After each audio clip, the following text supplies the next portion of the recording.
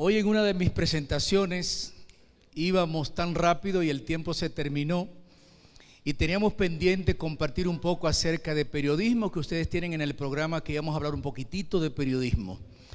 Así es que, abuelo de pájaro, 2 o 3 conceptos de lo que es el periodismo y cómo podemos aplicarlo en la Iglesia Adventista del Séptimo Día y nosotros como comunicadores. En medio nuestro hay algunos periodistas que ya tuve el privilegio de conocer, así es que cuando se habla de esto se sienten que están en sus aguas, que es lo bueno, ¿verdad? Dicen, ahora sí van a profundizar un poco. ¿Se está viendo el proyector como que no se ve completo? ¿Será que movieron el proyector acá? ¿O es un tema de allá? Me parece que es aquí local el tema. Ok, pero el tiempo avanza. El periodismo no es más que recolectar, sintetizar, organizar, jerarquizar la información y publicarla. Es la labor que realiza el periodista. Los tiempos han cambiado tanto que antes, bueno, ya decía Moisés Aponte, que el gobierno pues autorizaba inclusive a los operadores, todavía está en la ley, ¿verdad? A los operadores. En muchos países es obligatorio tener un carnet de locución para hablar por la radio o ser periodista, pero hay muchos otros países donde ya no se necesita un carnet, ya no se necesita nada. La información está democratizada y ahora vemos a muchos otros profesionales de otras áreas que los que somos periodistas decimos se están enganchando a periodistas como una forma media despectiva. Pero también es cierto que ahora la información nos pertenece a todos. Antes la información estaba más secuestrada. Antes solamente los periodistas o los locutores podían hablar de un tema en particular, pero ya el ciudadano tiene en sus manos un artefacto que le permite ser un periodista y punto. Tú tienes tus propios seguidores en tu red de internet y esta gente lee o escucha o consume lo que tú haces independientemente de tu criterio. Tampoco nos podemos engañar. No existe el periodismo objetivo. Detrás de todos los medios de comunicación existen grupos económicos y políticos y hay una agenda mediática que va organizando todo. Cuando yo hice mi pasantía en uno de los canales de televisión especializado en noticias, pues yo estaba allí como un pasante, ¿verdad? Y yo estaba asignado a una periodista y bueno, en la camioneta salíamos la periodista, el camarógrafo, el chofer y yo que era el pasante. Pero antes de salir a la calle, el director de noticias del canal nos reunía a todos los periodistas y yo ahí, tú sabes, calladito en una esquinita, pasante al fin. Y entonces yo veía lo que con mis propios ojos, no lo que dicen los libros cuando estudiamos en la universidad periodismo, sino lo que ocurre en realidad en muchos lugares, tal vez no en todos, para dejar el beneficio de la duda. Pues los reunía a todos y decía, ok, fulano, hoy tú vas a cubrir tal cosa y tal cosa. Fulanito, tal funcionario tiene una rueda de prensa con el asunto de que está lanzando, que yo quiero que tú vayas y pregúntamele tal cosa, desespéralo porque queremos que él hable de tal cosa. Y así le daba una agenda a cada uno. O sea, no era tan objetivo, no era simplemente ir a buscar las noticias, también era un momento de ir a provocar otras noticias que le interesan a mi grupo político o a mi grupo económico. Así es que, como se trata de recolectar, desde ahí pudiésemos nosotros aterrizar en cualquiera de los medios de comunicación, hablar de televisión, cómo es la noticia en televisión, Pero para el caso de la radio, estos son algunos de los principales géneros que tienen que ver con noticia en la radio. La noticia, un noticiario como tal, la entrevista, que en eso sí vamos a ahondar un poquitito, y el reportaje, hay más, sí, el debate, el boletín informativo, los magazines o revistas, los comentarios en análisis. El caso es que casi todo, por no decir todo, es periodismo. De hecho, ahora aquí mismo estamos haciendo periodismo, porque si recolectamos información, si la jerarquizamos, si la organizamos y si la compartimos, ya esto es periodismo. Cuando hablas en un grupo de tus amigos, estás haciendo periodismo.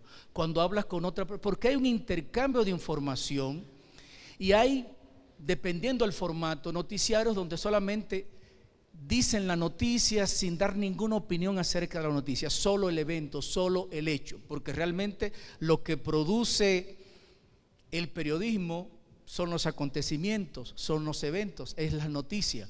Pero hay otros formatos donde la noticia se discute, se debate, donde se argumenta, donde se discute. Y aunque ustedes no vean aquí, bueno, ahí estaba ya, el género fundamental del periodismo es la noticia, son los hechos, porque eso es lo que lo nutre todo, si no, no tendríamos nada de qué conversar. Ahora, ¿qué es la noticia? Una definición muy sencilla. Cuando un perro muerde a un hombre, no es noticia. ¿Por qué? Porque eso es lo común. Ahora, si un hombre muerde a un perro, ya sí es noticia. Y se convierte en algo viral, importante, porque hay algunas características que hacen que un evento sea especial o que un suceso se convierta en noticia. Las consecuencias, la magnitud del acontecimiento. No es lo mismo que murió una persona que murieron 25. No es lo mismo que llovió ayer a que a causa de las lluvias tan copiosas hubo inundaciones. Así es que el impacto, las consecuencias, la magnitud, la proximidad genera noticia. No es lo mismo para nosotros aquí alguna violencia o delincuencia que hay en la ciudad a que hay una guerra allá entre Gaza e Israel. ¿Y cuál evento es más grande? ¿Lo que está sucediendo en Israel o que aquí hay un acto de violencia y asaltaron a alguien? No, pero a nosotros nos interesa más lo que está cercano, porque aquello está ya muy lejos de nosotros. La prominencia, si quien emitió una declaración es una persona importante, famosa, influyente, se convierte en noticia. No es lo mismo que lo diga yo, que lo diga el presidente de la República o que lo diga un funcionario. Y posiblemente vamos a decir lo mismo, pero yo no soy noticia. Pero si lo dice el presidente, es una gran noticia, porque lo dijo el presidente. También ahí entra la novedad, un evento curioso, algo nuevo, que de repente está nevando en Maracaibo. No, pues es una locura, es una noticia. Eso hasta CNN se hace eco, ¿eh? Ok, entonces, la novedad, lo raro, lo fuera de serie. Y cualquier conflicto a cierta escala, pues se convierte en una noticia. ¿Es posible el periodismo en la Iglesia Adventista del Séptimo Día? ¿Seguro? No. Quería estar seguro de que ustedes están seguros. Sí, es posible el periodismo en la Iglesia Adventista. Ahora, con esto, ya ustedes vieron que hay muchos géneros para hacer periodismo, ¿no? Con esto no les estamos animando a ninguno de ustedes a hacer un noticiario de radio. Con esto no le estamos animando a ninguno de ustedes a intentar salvar el mundo con ese periodismo social, objetivo y altruista de empezar a comentar por la radio los problemas sociales y políticos, ni de aquí ni de ningún país. Más bien, con esto le estamos animando a ustedes ser periodistas de las buenas noticias, porque tenemos la mejor noticia, las buenas nuevas de salvación. En esa área sí te estamos animando a ser periodista. ¿Por qué? Porque algunos se preguntarán, ¿por qué Jesús cuando estuvo en esta tierra no se involucró en los temas sociales? ¿Por qué si esta gente estaban siendo oprimidos por los romanos, por qué Jesús no formó un partido político? ¿Por qué Jesús no tomó los medios de comunicación? ¿Por qué su discurso no fue más social? Porque su reino no era de este mundo. Por eso nosotros no animamos a los comunicadores cristianos a incursionar en esa área social y política que está llena de tantos intereses económicos, empresariales, y que en algún momento usted está defendiendo lo que usted cree que es bueno, pero usted no sabe que a quien usted está defendiendo detrás es tan corrupto como del otro que usted estaba en contra. Entonces sí, ¿por qué nosotros no difundimos más las buenas noticias del mensaje de salvación? Porque esa es la mejor noticia que tenemos para compartir. Pero para hacer esto necesitamos entender que ser comunicadores, que ser locutores es un llamado de Dios. No es un oficio, no es una profesión, no es una carrera universitaria, es una solemne responsabilidad. Porque cada día, sin darnos cuenta o de manera consciente, a través de la radio, estamos haciendo periodismo, estamos informando, estamos debatiendo, estamos jerarquizando la información y la estamos publicando. Entonces, cada palabra, cada actitud nuestra en los micrófonos tiene repercusiones para la eternidad. Por eso, no salgas al aire sin antes orar. ¿Escuchaste eso?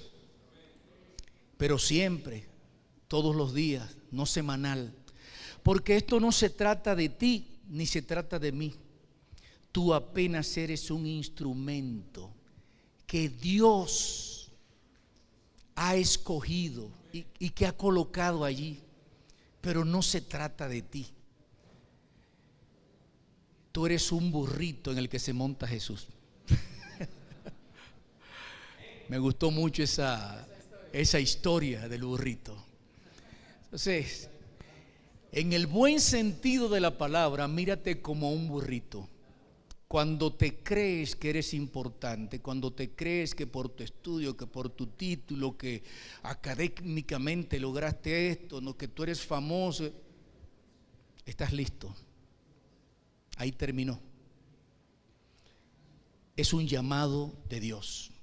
Eres un mensajero. Necesitamos hablar mucho más de los capítulos preciosos de nuestra experiencia, de la misericordia y la bondad de Dios, de las profundidades incomparables del amor de Dios. Y para eso tenemos que llenarnos de la palabra de Dios. Necesitamos consagrarnos nosotros primeros para poder tener algo que dar al mundo que está allá afuera. Si no te llenas de la palabra de Dios, no tendrás nada que decir. Lo que dirás va a ser vano, no va a llegar. No sé si usted ha escuchado algún predicador presencial, de manera presencial o por la radio, que usted dice, mira, él está predicando bien, pero yo no sé cómo que. ¿Le ha pasado esto? Eso se siente. Eso se siente el color de la voz, se siente la convicción, porque la radio tiene color. Entonces necesitamos hacer un periodismo profético responsable. Mire, comparta lo bueno que hace la iglesia, actividades que realiza la iglesia, que fuimos a sembrar árboles, que hay un operativo médico, que hay un servicio a la comunidad. Comparta eso. La gallina cuando pone un huevo lo sabe todo el mundo. ¿Cómo se dice? Cacarear.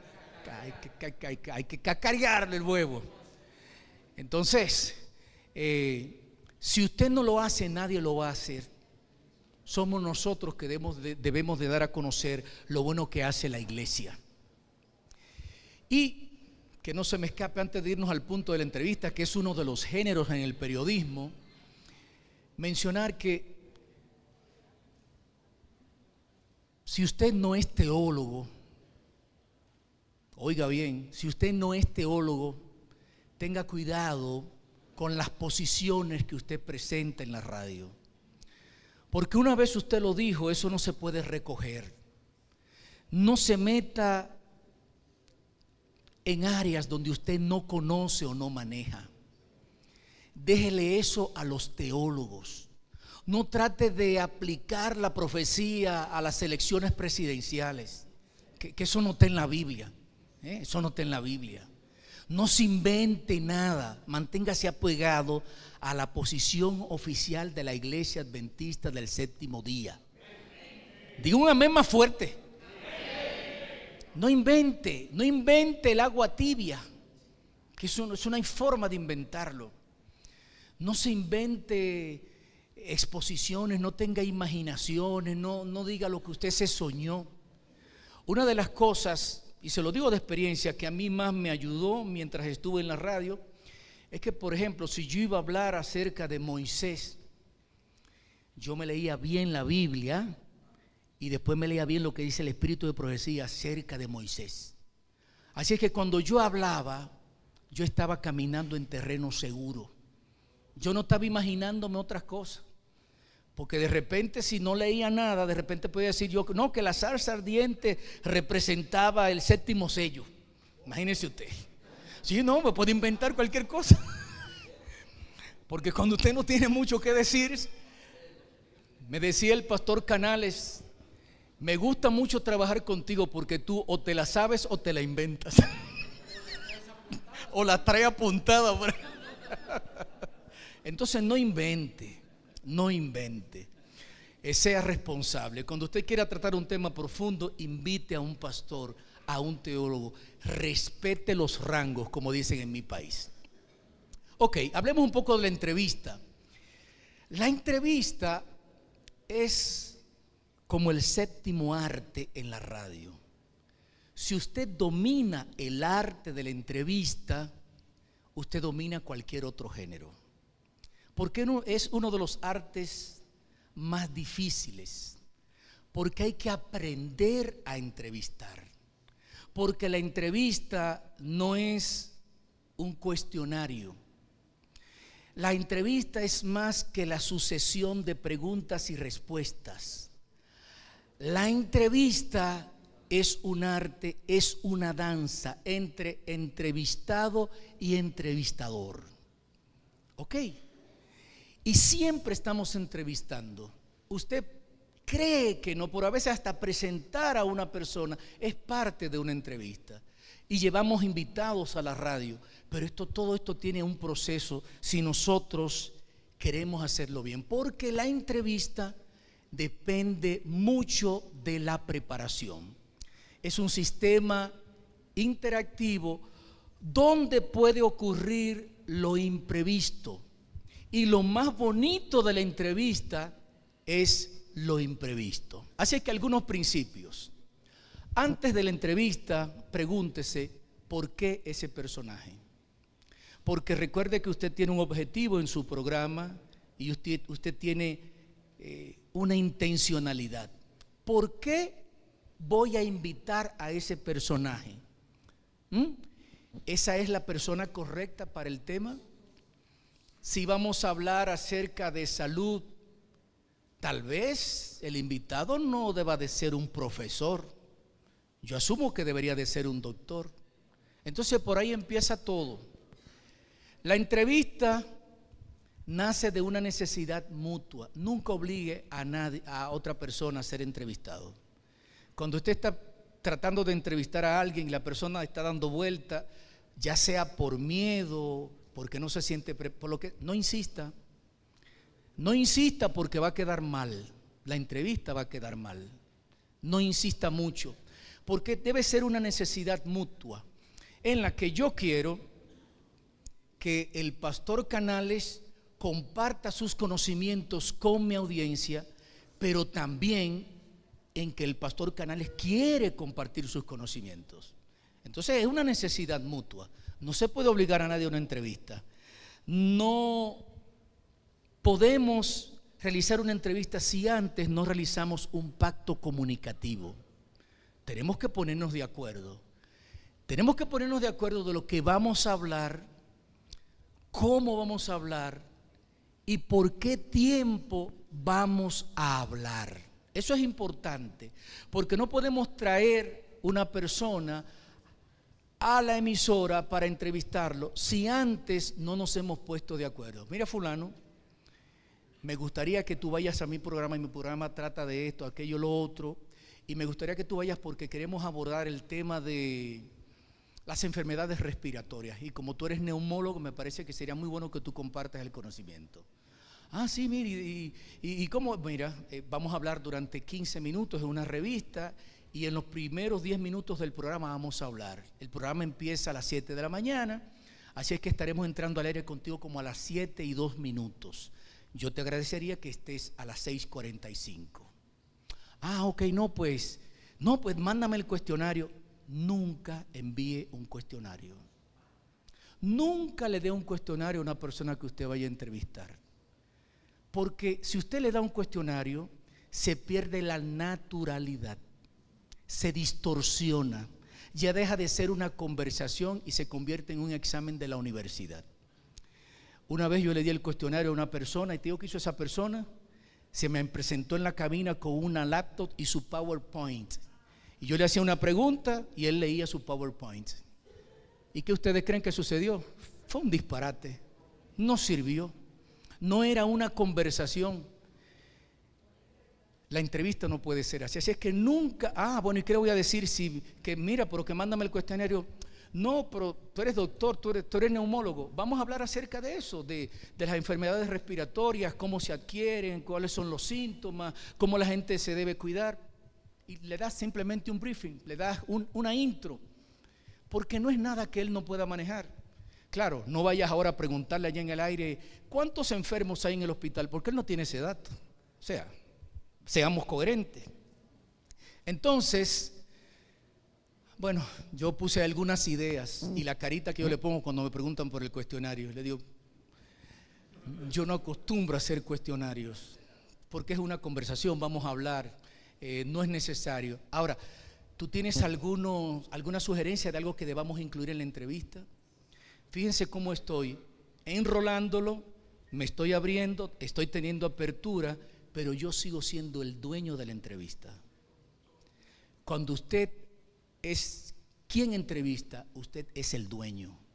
Usted decide cuándo termina la entrevista.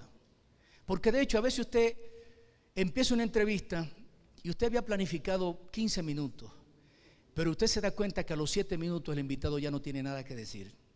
¿Y qué va a hacer? Termina la entrevista y punto. En mi país hay un programa que es muy famoso, es un magazine en la mañana, y ellos se dan el lujo de terminarle la entrevista al presidente de la República y a cualquier funcionario. Ellos tienen una expresión y cuando están en medio de la entrevista y cualquiera de los conductores puede decir, llévatelo Cundo, y Cundo es el operador y él tira el jingle, se acabó la entrevista. Y tienen una audiencia esa gente, bueno, porque ellos han demostrado que ellos son los poderosos, ¿sí? Porque de repente está entrevistando a un senador y le ha hecho 2 o 3 preguntas y el senador está como pataleando y cosas y le dice, fulano, muchísimas gracias, llévatelo, se acabó. Hasta el senador se queda loco y dice, pero ¿y esta gente? Soy el dueño. Ok, confirme su autoridad, acepte intromisiones pero controladas con usted. Pónganse de acuerdo en por qué tiempo van a conversar. Este es un secreto, esto es solamente para ustedes. Vístase mejor que su entrevistado. Hay una batalla psicológica, hay unos códigos inconscientes que cuando yo estoy vestido mejor que mi invitado, eso me da autoridad sobre él. No importa que él tenga mayor rango que yo, si yo estoy vestido mejor que él, yo tengo psicológicamente la autoridad. Pero si usted llega con el teachercito a entrevistar ahí, el otro está bien vestido, él inconscientemente lo ve a usted como un muchacho y como alguien que no tiene autoridad. Bien, así que esto es un secretito. El día de la entrevista, en el pacto comunicativo, tenemos que ponernos de acuerdo de qué vamos a hablar y por qué tiempo. Y tenemos que ponernos de acuerdo con qué anticipación tú vas a llegar a la entrevista. Tenemos que ponernos de acuerdo de que tú no vas a tener en tus manos un llavero sonándolo. Tenemos que ponernos de acuerdo de que el teléfono celular va a estar en silencio. Y ese pacto comunicativo, ese momento en el que nos ponemos de acuerdo, también me sirve a mí para yo escanear a mi invitado. En esa pequeña conversación, cuando nos estamos poniendo de acuerdo, yo puedo percibir cuál es el temperamento de mi invitado, porque de acuerdo a su temperamento, entonces yo voy a construir mi estrategia de comunicación. Hay personas que son introvertidos y hay otros que son extrovertidos. Hay personas que tú le haces una pregunta y te contestan con una oración. Por eso usted debe de cuidarse de no hacer preguntas cerradas. ¿Es cerrada o es abierta esa pregunta? Aquí hay una pregunta. Ya él me quiere entrevistar, pero el dueño de esto soy yo. O sea, ¿qué de ético es que cuando uno tenga el invitado, llegue al teléfono una pregunta para el invitado, siguiendo la sesión que usted decía de un neumonólogo, que venga una pregunta para el neumonólogo? ¿Es saludable que yo se la haga esa pregunta que está haciendo el oyente? Llévatelo, Cundo. Sí, es ético, es buenísimo. Eso es lo que se llaman, y no sé si lo tengo aquí, pero eso se llama las preguntas complementarias. Porque de repente yo planifico mi entrevista, yo tengo mi bosquejo, yo no acostumbro a hacer un cuestionario, yo solamente hago las primeras 2 preguntas, pero de ahí en adelante lo que tengo es un bosquejo de los puntos que quiero que él trate. Entonces las preguntas las voy construyendo en el camino. ¿Por qué? Porque es algo espontáneo y porque pueden surgir preguntas a partir de las respuestas del invitado. Él me está dando una respuesta, pero yo no puedo obviar su respuesta y seguir con mi cuestionario, porque el oyente está interesado en lo que él está diciendo. A lo mejor él necesita aclarar algo. Yo necesito que él lo aclare porque la respuesta que me ha dado ni yo mismo la he entendido, menos la audiencia. Así es que yo soy el abogado de la audiencia para que todo esté claro. ¿Por aquí había otra pregunta? ¿Ahora son ustedes que me quieren entrevistar? No, digamos que cuando llega un tipo de mensaje para hacer una pregunta de algún oyente, se hace necesario, considero, revisar bien la pregunta que se está haciendo, no sea que vayamos a meterla de caminar por allí haciéndole una pregunta que quizás no viene al caso. Es lo que como entrevistador tenemos que tener cuidado con ese tipo de preguntas. Excelente, muy buena aclaración. Bueno, sí, porque todos los contextos no son iguales. Lo que sucede es que yo vengo de un lugar donde eso ya se da por sentado. La pregunta ni las llamadas llegan directo a la cabina, nunca. Siempre hay alguien que está filtrando la llamada. Porque de hecho te puede llamar una persona que es gago. Entonces dime tú, ¿qué vamos a hacer? O puede llamar una persona que tiene un problema de discapacidad y que no se entiende en la radio. Entonces yo evito que eso salga. Entonces el filtro lo resuelve. Pastor Canales. Que hace una cosa que es muy común en algunos que entrevistan, no son específicos en las preguntas que le hacen a la persona que están entrevistando. En México le llamarían cantinflear. Hablan mucho y no dicen nada. A mí me han entrevistado y en vivo. Ahí en Perú me pasó una jovencita bien. ¿Y qué cree? Pero no me decía de qué. Le dije, disculpa, ¿me puedes ser más específica en tu pregunta? Y ya ahí se desubicó, pero por fin me preguntó lo que quería y le pude contestar. Bueno, trate de que a usted no le ocurra eso, porque eso es como trágame tierra. O sea, elabore bien su pregunta. De hecho, una de las cosas, y voy a volar esto porque es muy sencillo. Mire, si yo voy a invitar a un neumólogo para hablar de las enfermedades respiratorias, yo me preparo como si soy yo que voy a hablar de eso, para poder saber hacer preguntas. Porque si yo no conozco el tema, no voy a saber qué preguntar. Yo me preparo. Claro. Entonces, cuando yo no conozco el tema, quiero hacer una pregunta, pero no sé lo que estoy preguntando ni lo sé fabricar. Pero si yo conozco el tema, yo voy al punto con la pregunta. Puedo elaborar la pregunta muy fácil. La entrada, estamos ahí, ya lo tenemos, hicimos nuestro pacto comunicativo, tenemos a la persona. Una de las cosas más importantes a la entrada es el tema y quién es la persona. Y esto necesitamos nosotros elaborar una entradilla. Por ejemplo, vamos a hablar de las enfermedades respiratorias.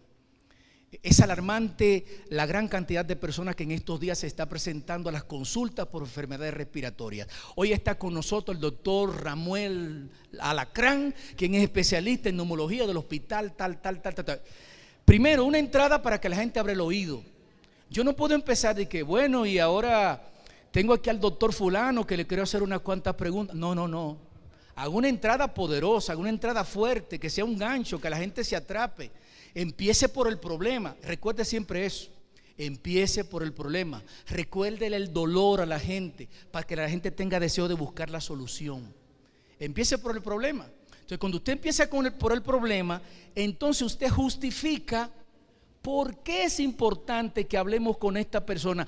Porque él es especialista de tal cosa, dirige la unidad de cuidados intensivos del hospital tal, e inmediatamente arranque con las preguntas. Fulano tal, que es director del hospital, que se oiga, doctor, muchísimas gracias por estar con nosotros.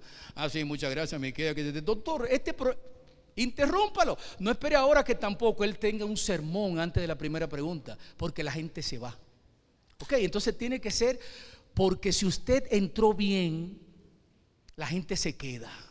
Y en el camino usted acomoda las maletas y se asegura de aterrizar bien. Pero si empezó mal, la gente se va inmediatamente. Fíjense ustedes que tenía ahí un ejercicio, pero como no es un taller, ¿cómo preguntar? Trate de siempre hacer preguntas abiertas. Trate de que la mayoría de sus preguntas tengan una entradilla. No haga preguntas solas. No empiece por el signo de interrogación. Antes de las preguntas siempre tenga una entradilla. Doctor, usted acaba de decir tal cosa, ¿cómo ahora podemos entender tal? Para guiarlo, para contextualizar, para hacer una transición entre una cosa y la otra. Pero si usted empieza a hacer preguntas, entonces es un cuestionario, no es una entrevista. Deja de ser una conversación. Nunca anuncie las preguntas. Y ahora le voy a hacer otra pregunta. No, ¿para qué usted está anunciando las preguntas? Esto es algo promoción, esto es un spot. No anuncie las preguntas. Haga su pequeña entradilla e inmediatamente vaya a las preguntas. No haga preguntas cerradas porque la respuesta va a ser sí o no. ¿Ok? Nunca agregue nada. Cuando el entrevistador agrega algo, daña todo. Si usted invitó a un experto y el experto dio su respuesta, no le agregue, de que sí es verdad. No, porque aquí ¿quién usted va de que sí es verdad? No. Lo hubiese hecho usted solo. No dé la respuesta dentro de la pregunta. A la gente a veces, miren, cuando usted invita a alguien, usted es el jefe de la entrevista, ¿verdad? Usted es el periodista, pero él es el experto. Entonces, cuando usted invite a alguien, no trate usted de lucírsela a usted, de que dando datos. No, porque usted no está ahí para dar datos. El experto es él. Si no invite a nadie, hágalo usted, ponga ahí un sermón de eso. Entonces nunca le agregue nada. Hablamos ya de las preguntas complementarias, porque para entrevistar hay que tener una boca y dos oídos. usted siempre tiene que estar atento a lo que está diciendo el entrevistado, porque de lo que él está diciendo pueden surgir muchas preguntas. ¿Ok? Bueno, ya hablé de eso. Si tu pregunta dura 3 minutos, ya tú no eres el entrevistador, tú eres el entrevistado. Si te sucede lo que le pasó al pastor Canales, que él empieza a dar la vuelta, no, ya, se cambiaron los papeles. Ok, ahí están ejemplos de preguntas complementarias, que son entradillas, que son engancharse en lo que él está diciendo para nosotros aterrizar. Hay diferentes tipos de entrevistas, no nos vamos a detener mucho en eso porque el tiempo está sobre nosotros, pero nada, ahí les voy a compartir parte del material, porque dependiendo del tipo de entrevista, entonces usted planifica su estrategia en la entrevista. Por ejemplo, si es nosotros que estamos en el mundo de las entrevistas emotivas, porque hacemos entrevistas a personas que están compartiendo su testimonio. De repente estás entrevistando a alguien que está compartiendo su testimonio y la persona se le quiebra la voz, empieza a llorar. ¿Qué tú haces? No hagas nada. A nosotros nos molesta el silencio como radiodifusores. La persona se le quiebra la voz, empieza a llorar, el micrófono está captando todo eso. Entonces tú te muerdes la lengua y empieza a contar 1, 2, espera, cuenta hasta 7 y se queda ese silencio. En esos 7 segundos él se puede recomponer y continuar. Y si continúa, hiciste la mejor entrevista, captaste el mejor testimonio. Si él no continúa porque está demasiado quebrado, entonces tú empiezas a narrar lo que está pasando. Bueno, es un momento muy emotivo. De verdad que pasar por este tipo de experiencia toca las fibras más sensibles del corazón. Y empieza a darle tiempo para ver si él se repone. ¿Ok? Dice aquí, y si está nocao, llévatelo junto.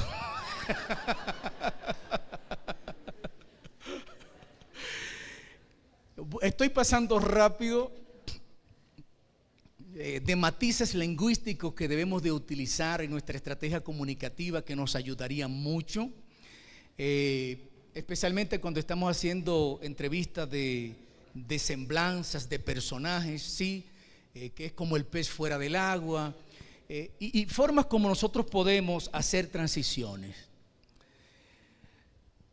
Cuidado si el entrevistado le cuenta todo en la entrevista previa. A veces vamos a grabar un testimonio, y esto aplica para todos los medios, y la persona nos cuenta el testimonio antes de ir a grabar el testimonio o de ir a la radio. No lo permita. Interrúmpalo, dele la vuelta. No, tú me cuentas después, porque cuando la gente cuenta su testimonio, a veces usted quiere que se lo cuenten que para saber si vale la pena. Si usted cree que el testimonio no vale la pena, no lo escuche y grábelo. Si usted cree que vale la pena, pues se puede arriesgar en vivo. Pero si usted permitió que se lo cuente, ya en su mente él se lo contó. Así que cuando vuelva a contárselo en la grabación, no lo va a decir todo ni va a tener emotividad. Entonces, cuando usted está coordinando ese tipo de entrevista y la persona, ellos siempre como que nos quieren contar, y usted dice, no, tú me dices después, le da la vuelta, le mete otro tema y sigue con el pacto comunicativo, pero no permita que se lo cuenten porque se arruina todo. Hay algunas estrategias narrativas, hay algunos casos, a veces sucede un científico importante y solo se quiere mantener hablando de lo que él quiere, pero yo soy el dueño de la entrevista y yo tengo mis objetivos que son diferentes a los de él. ¿Cómo encarrilarlo de nuevo? Hay personas que usted está entrevistando y usted le hace una pregunta y no se callan hasta el día del juicio.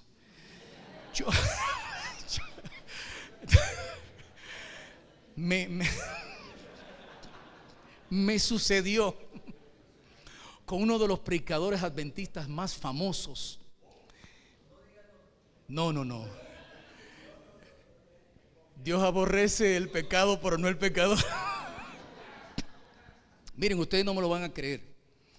Yo le hice una pregunta y él habló por 13 minutos. Y por supuesto, yo en ese tiempo no sabía estas técnicas, hace un tiempo largo ya, y yo no sabía que la gente para poder hablar necesitaba respirar. Yo pensaba que cuando él tomó el primer aire, que ya él se fue por los 13 minutos. Pero cuando usted le hace una pregunta a una persona y la persona no se quiere callar, usted lo acecha a que necesite coger aire. No, porque en la emisora adventista no tenemos a Cundo. Porque si fuera en la Z, ahí Cundo se lo lleva y se acabó. Pero en la emisora adventista, en nuestro periodismo profético, serio, responsable, formal, usted lo acecha cuando él vaya a coger aire.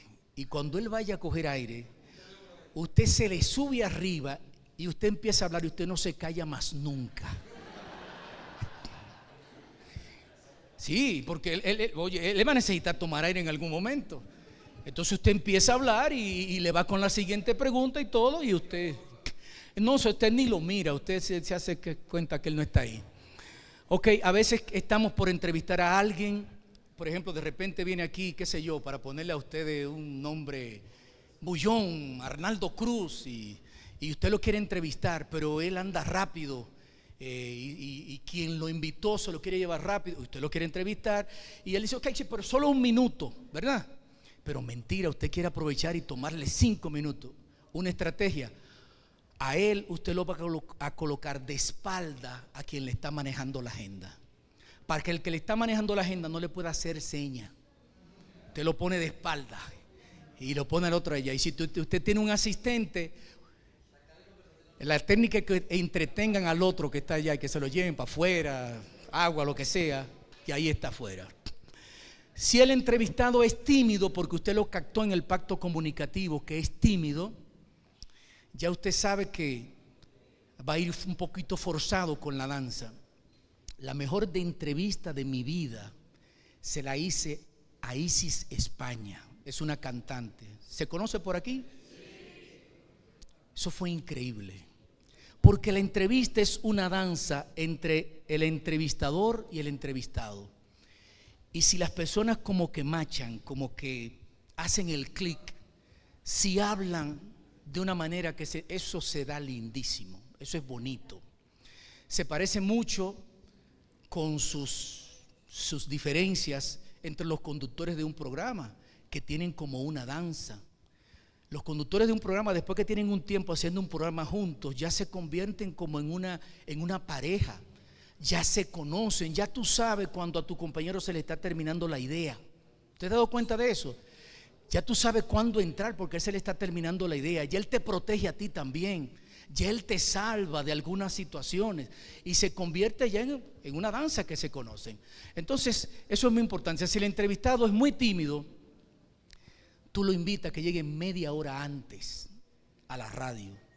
Y tú sales, lo recibes, lo hace entrar a la cabina con más tiempo de anticipación, para que él se vaya aflojando, se suelte, para que él vea que los micrófonos no se comen a la gente, que el último que se comieron fue hace muchos años. O sea, te lo va aflojando, para que él ya se sienta en confianza y entonces en el momento de la entrevista pues todo pueda fluir bien. Bueno, con esto termino porque se acabaron los minutos, ¿verdad? ¿Qué hacer cuando la persona, yo le hago la pregunta, pero él no me contesta lo que yo espero o lo que es? Y no, pues, señor, pues, ustedes creen ya que Cundo lo resuelve todo. Oye, me lamento haber hecho la historia de Cundo.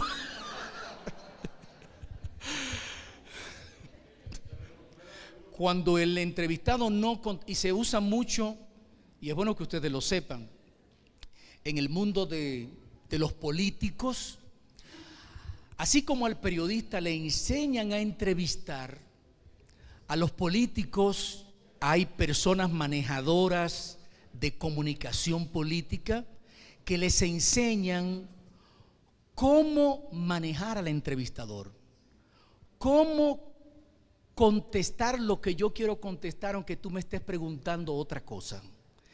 Y si usted se pone a mirar la entrevista de los políticos, se dará cuenta de una manera. Ahora usted tiene que tener un ojo muy avisor, estar muy, para que usted pueda captar. Como a veces le hacen una pregunta y él le da la vuelta, solamente te dice 2 o 3 palabras de lo que le has preguntado y él se va al tema que le interesa. Exacto. O no te da una respuesta concreta y tú te quedas, ¿y qué fue lo que dijo? No dijo nada. Llenó el espacio y él no solo llena el espacio y se queda allí esperando la siguiente. No, él llena el espacio y va directo a lo que él quiere comunicar. Porque tú lo invitas a una entrevista, pero él tiene su agenda de qué es lo que él tiene que decir. Ok, eso es solamente para acervo cultural. Pero nos sucede entre nosotros porque a veces el entrevistado no entendió la pregunta, o el entrevistado no se la sabe, o el entrevistado no se siente seguro.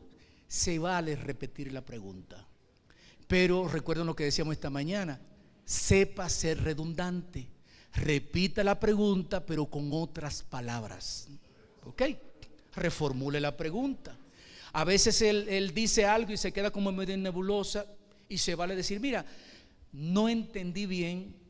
O tal vez a alguien que nos esté escuchando que se puede preguntar, si lo que tú dices es de esta manera, o sea, si tú me dices que somos salvos por gracia, entonces ¿por qué hay que obedecer la ley?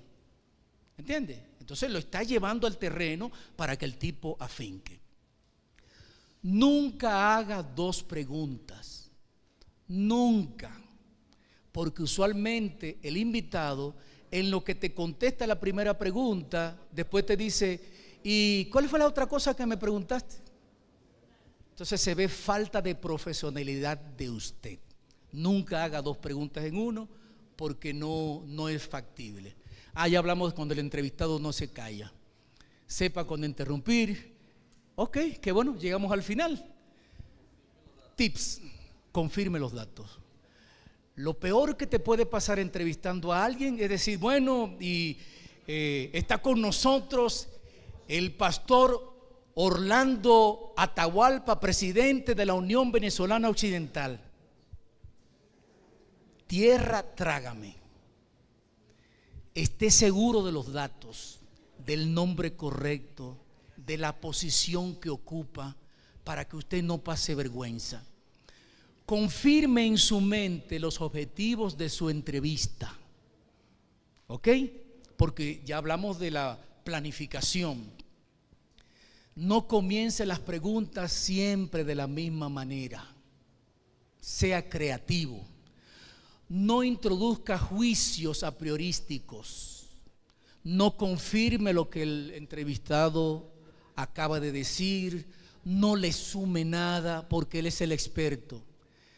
Bueno, es como un resumen. Vista mejor que sus invitados. No repita las preguntas 2 veces, o sea, no haga 2 preguntas. No introduzca retórica en las preguntas, o sea, no las anuncie. No redacte preguntas, redacte un bosquejos.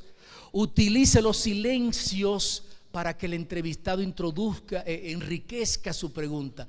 A veces usted le pregunta algo y la persona contesta muy breve. Y yo me quedo callado y me quedo mirándolo. Y él no soporta el silencio y continúa hablando de nuevo. Porque él no lo soporta. Él no sabe en la batalla que estamos, pero yo sí lo sé. Así que cuando él me contesta muy breve, yo me quedo mirándolo. Y él automáticamente empieza a hablar. A ver si hay algo más. No incluya respuesta en la pregunta, preste atención a su invitado, nunca haga una doble pregunta, siempre planifique y respete el tiempo. Y a entrevistar se aprende entrevistando. Dios nos bendiga.